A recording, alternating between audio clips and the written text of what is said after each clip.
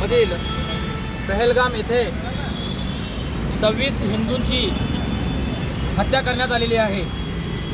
या 26 जणांची जी हत्या झालेली आहे हे 26 जण सर्वजण हिंदू होते आणि ह्यांना हिंदू आहे म्हणून मारलेलं आहे।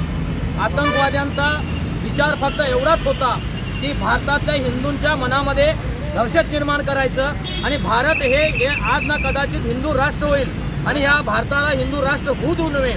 आम्ही कसे कृत्य करू शकतो आणि करणार हे दाखवण्यासाठी जे कृत्य केलेलं आहे हे निंदनीय आहे।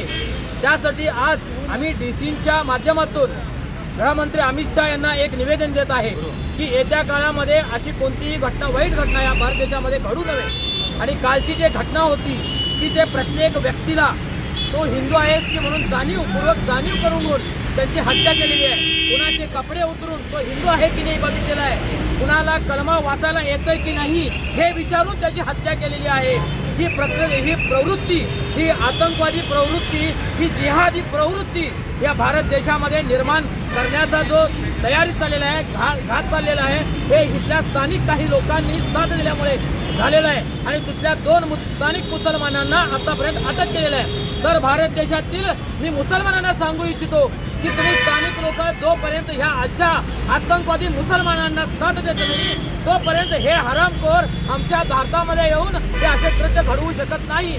त्यासाठी स्थानिक मुसलमानांना मी एक विनंती करत आहे की तुम्ही जर खरोखर भारतीय मुसलमान असाल तर पुढील काळामध्ये विचार करा। त्या हरामखोरांनी जसं कलमा वाचायला लावलेत, जसं आपण स्वतः मुसलमान आहेत की नाही याचा विचार करून केलेत तर तुम्ही स्वतः मुसलमान आहात, तर आम्ही बहुसंख्य हिंदू आहोत आणि आम्ही जर रस्त्यावरती उतरलो तर पुढची परिस्थिती काय होईल याचे विचार करा। नाही तर आम्हाला तशी वेळ येऊ देऊ नका। हे भारत देश शांतप्रिय आहे, त्याला शांत राहू द्या आणि संविधानाप्रमाणे आम्हाला चालायला द्या, एवढीच आमची विनंती आहे। धन्यवाद।